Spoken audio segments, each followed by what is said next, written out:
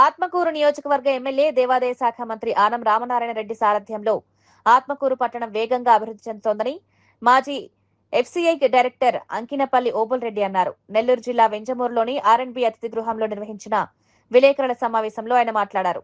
ఆత్మకూరు, ఉదయగిరి ప్రాంతాలు అభివృద్ధి బాటలో కొనసాగుతున్నాయంటే అందుకు ఆనం రామనారాయణ రెడ్డి చేసిన కృషే కారణమన్నారు. నియోజకవర్గంలో పలు అభివృద్ధి పనులు జరుగుతున్నాయని తెలిపారు. గత వైసీపీ ప్రభుత్వ హయాంలో ఆత్మకూరు ఎమ్మెల్యేగా పనిచేసిన మేకపాటి విక్రమ్ రెడ్డి నియోజకవర్గ అభివృద్ధిని పట్టించుకోలేదని అంకినపల్లి ఓబుల్ రెడ్డి విమర్శించారు. ఎలాంటి అభివృద్ధి చేయలేని మాజీ ఎమ్మెల్యే విక్రమ్ రెడ్డి మంత్రి ఆనం రామనారాయణ రెడ్డిని విమర్శించడం తగదని హెచ్చరించారు.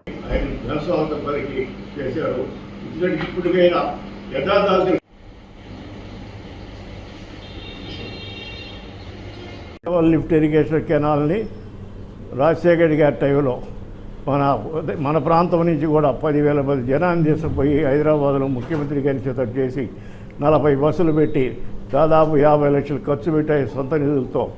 అక్కడ కళ్యాణ మండపాలు ఏర్పాటు చేసి వసతులకు కూడా చేసి తరువాత ఆయన చనిపోయిన తర్వాత కిరణ్ కుమార్ రెడ్డి గారి టైంలో మళ్ళీ కిరణ్ కుమార్ రెడ్డి గారిని కలిసి 1,610 కోట్ల రూపాయలతో ఈ మెట్ట ప్రాంతానికి నీరు సాగునీరు త్రాగునీరు రావాలని ఒక ధ్యేయంతో ఆయన మంజూరు చేయడం జరిగింది.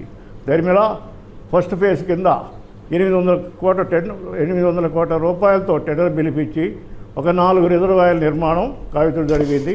ఆ సందర్భంలో ఆయన నియోజకవర్గం కాకపోయినా మేము కోరినందువల్ల వింజమూరు మండలం గుండెమడకల్లో కూడా 0.93 దాదాపు ఒక టీఎంసీ నీళ్లు నిలువ ఉండే విధంగా ఆ ప్రాజెక్టు కింద దాదాపు 24,000 ఎకరాలకి వింజమూరు మండలంలోని దక్షిణ ప్రాంతంలో ఉన్నటువంటి శేఖవరం, గుడ్డిమడకల, నల్లగొండ, గెల్లవేడు, బొట్టుకెళ్ళపాడు, బొక్కాపురం, సన్నపడి, కిస్తిపురం ఈ గ్రామాలుండే చెరువులంటే కూడా నీరు ఇచ్చే విధంగా నిర్మాణం గావిస్తున్నారు.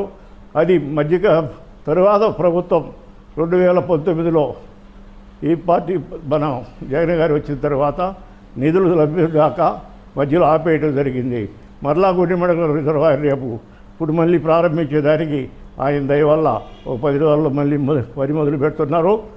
అదేవిధంగా ఇంత చేసి ఆయన చేస్తే నిన్న ఒక మాజీ శాసనసభ్యులు ఆత్మకూరులో మన మేకపాటి ఆయన పేరేదయ్యా విక్రమ్ రెడ్డి గారు ఆనం అభివృద్ధి అనేది లేదు, ఆనం అవినీతి తెలుస్తుంది అందరికీ. ఆత్మకూరుకి ఆయన ఏం చేశాడు, ఎక్కడ ఏం చేశాడు, ఈ సోప్సుల హై లెవెల్ కెనాల్ కూడా మా టైంలో మేము 2009లో నిర్మాణం గావించడానికి ప్రయత్నం చేసామని ఒక అబద్ధపు స్టేట్మెంట్ నిన్న ఉదయం ఆత్మకూరులో ఇచ్చాడు.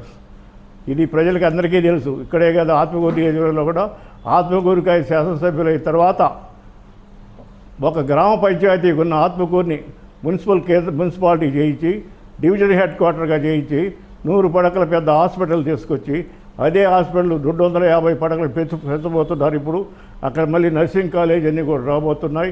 అదేవిధంగా